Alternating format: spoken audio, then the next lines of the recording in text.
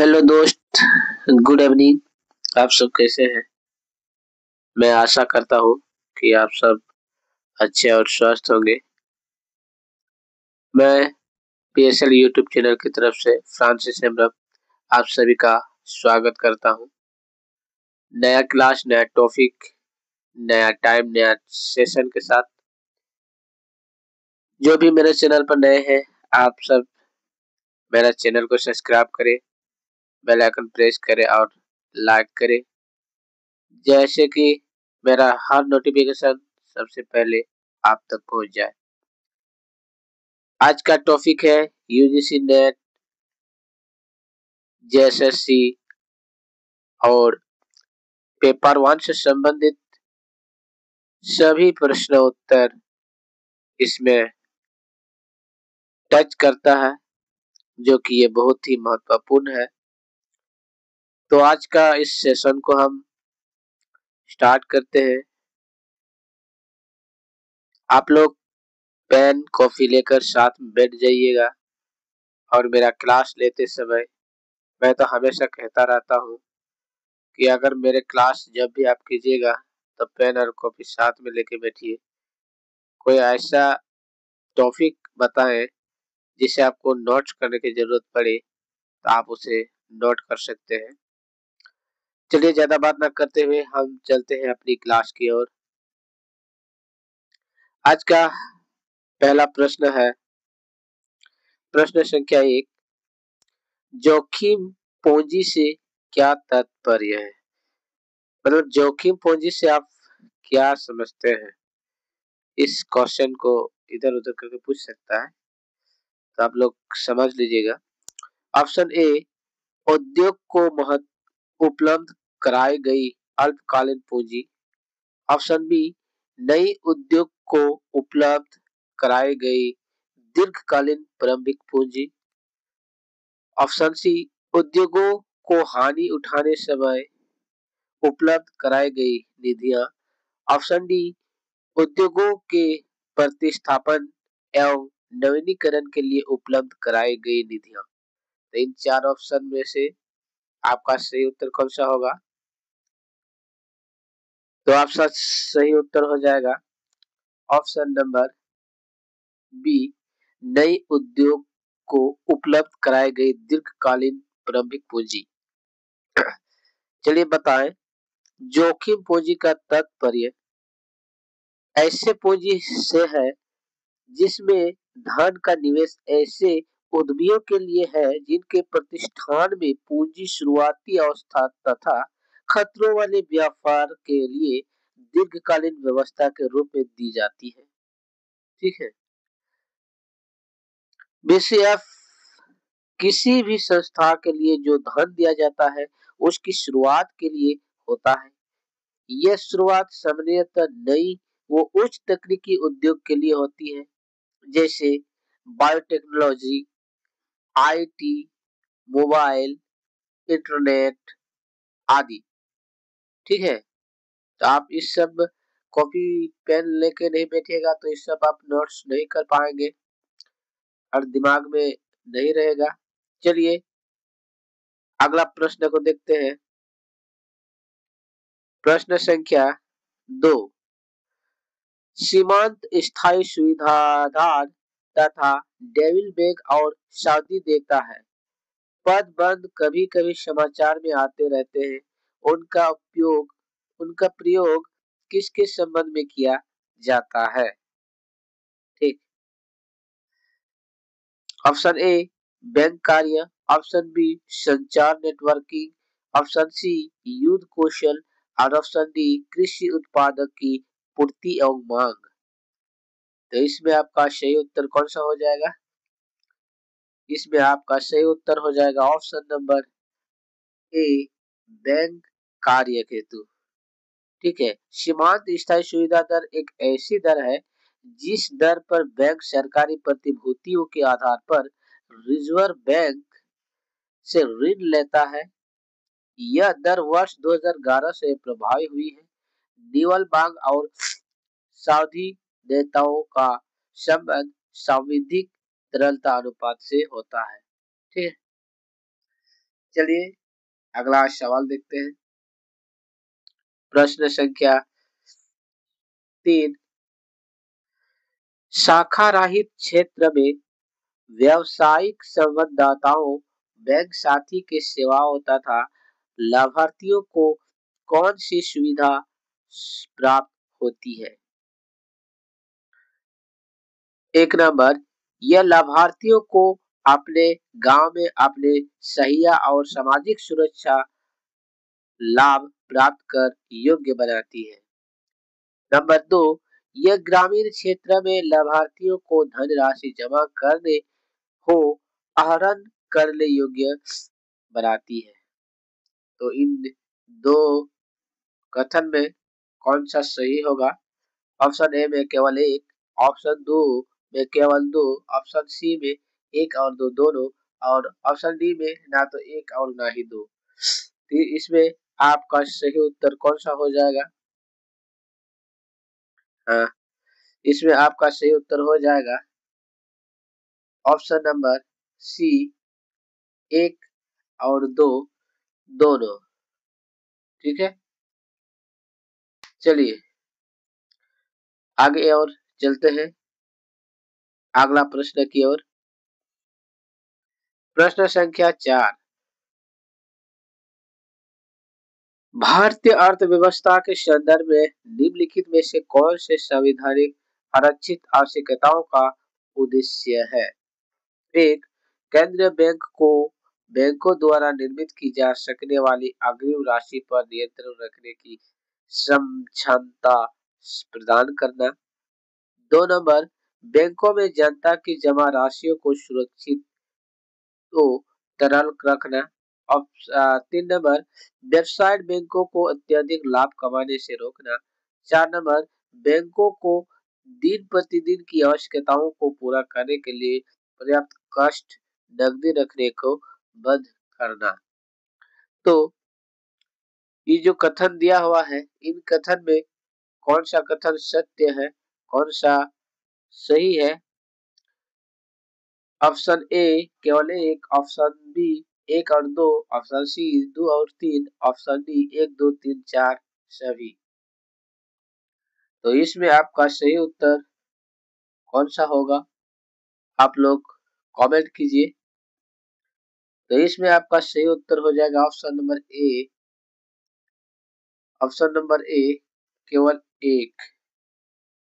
बताएं, नकदी आरक्षित अनुपात बैंकिंग क्षेत्र में एक ऐसी व्यवस्था है जिसके द्वारा केंद्रीय बैंक वाणिज्य बैंकों की ऋण एवं अग्रिम प्रदान करने की क्षमता को कम या अधिक कर सकता है। नकदी आरक्षित अनुपात में वृद्धि करने से बैंकों को अपनी आधारिक नकदी केंद्रीय बैंक के पास जमा करनी होती है, जिससे उनकी ऋण देने योग्य निधियां कम हो जाती है। इसलिए आपका सही उत्तर हो जाएगा ऑप्शन नंबर ए केवल एक। चलिए अगला सवाल देखते हैं।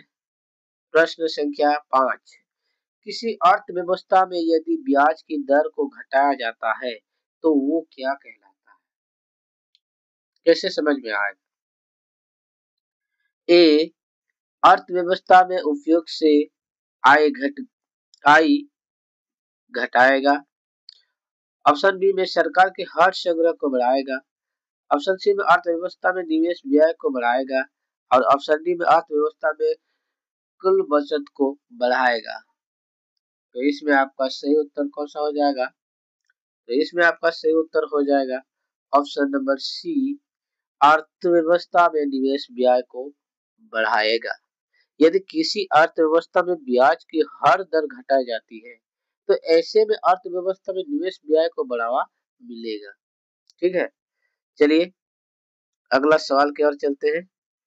प्रश्न संख्या 4, भारतीय रिजर्व बैंक द्वारा बिमल जालन पैदल गठित किया गया था। अनर्जक परम संपत्तियों को कम करने हेतु सुझाव देने के लिए। ऑप्शन बी, नए बैंकों को लाइसेंस दे रहे हेतु आवेदन पत्रों को सूचना परीक्षण के लिए। ऑप्शन सी, वित्तीय समावेश के दिशा निर्देश बनाने के लिए। और ऑप्शन डी, बैंकिंग सेवा पहुंचाने के लिए मोबाइल प्रयोग के अध्ययन हेतु। तो इसमें आपका सही उत्तर कौन सा हो जाएगा? आप लोग कमेंट कीजिए। कमेंट नहीं करते हैं, बहुत ही कम कमेंट करते हैं। तो इसमें आपका सही उत्तर हो जाएगा ऑप्शन नंबर बी। नए बैंकों को लाइसेंस दे रहे हेतु आवेदन पत्रों की सूचना परीक्षण के लिए।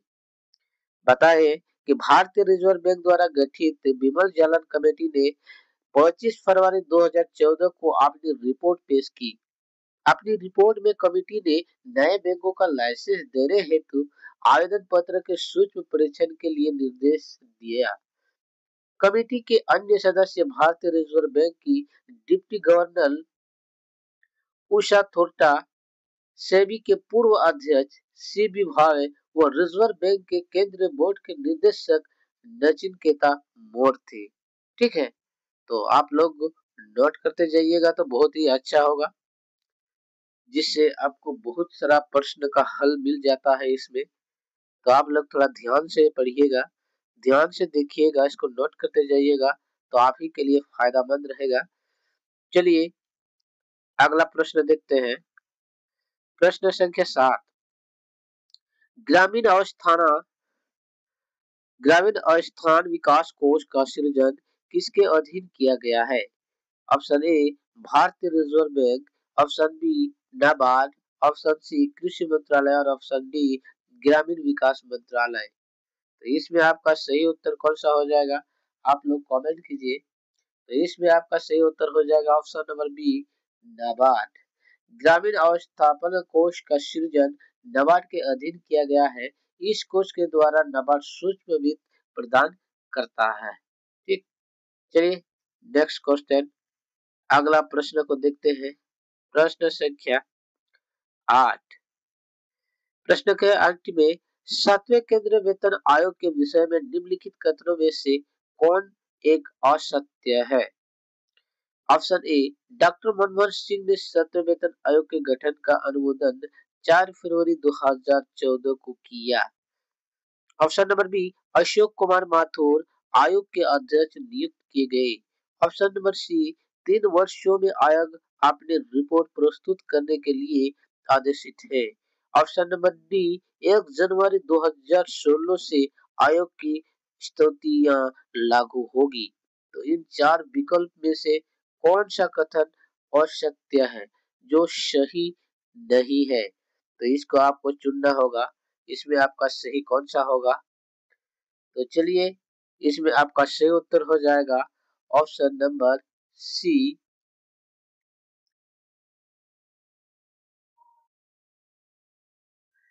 3 वर्षों में आयोग अपने रिपोर्ट प्रस्तुत करने के लिए आदेशित है। ये आपका सही उत्तर हो जाएगा। हम आपको बताएं कि 4 फरवरी को तकनीकी प्रधानमंत्री मनमोहन सिंह ने अशोक कुमार माथुर की अध्यक्षता में 7वें वेतन आयोग का गठन किया है। इसकी स्तुतियां 1 जनवरी 2016 से लागू होगी। तो ये तीनों आपका सत्य है, केवल 3 ये सी नंबर है आपका गलत है, जिसे उसे राइट आंसर करार दिया गया। चलिए अगला सवाल, अगला प्रश्न देखते हैं। प्रश्न संख्या 9। बाजार एक आर्थिक प्रवृत्ति है जो निम्नलिखित में से किसी और रुझान पैदा करती है। ऑप्शन ए व्यक्तिवाद की ओर, ऑप्शन बी उपभोक्तावाद की ओर, ऑप्शन सी समष्टिवाद की ओर और ऑप्शन डी पूंजीवाद की ओर। तो इस 4 विकल्प में से आपका सही उत्तर कौन सा हो जाएगा? आप लोग कमेंट कीजिए। इसमें आपका सही उत्तर हो जाएगा ऑप्शन नंबर बी उपभोक्तावाद की ओर। ठीक है, बाजार एक आर्थिक प्रवृत्ति है जो उपभोक्तावाद की ओर रुझान पैदा करता है। बाजार उपभोक्ताओं को आवश्यकताओं के अनुसार कार्य करता है। ठीक, चलिए अगला सवाल देखते हैं। प्रश्न संख्या 10। निम्नलिखित कथनों में से कौन सा सही नहीं है? जो कथन दिया हुआ है इनमें कौन सा सही नहीं है, इसको पहचानना है। ऑप्शन ए गोल्डन हैंडशेक स्कीम का संबंध स्वैच्छिक सेवानिवृत्ति से है। ऑप्शन बी एक संयुक्त पूंजी वाली कंपनी का वास्तविक स्वामित्व धारी के पास होता है। ऑप्शन नंबर सी, मानव विकास रिपोर्ट 2010 के अनुसार भारत में औसत स्कूल अवधि वो शोभाग स्कूल अवधि क्रमांक 4.4 और 10.3 है।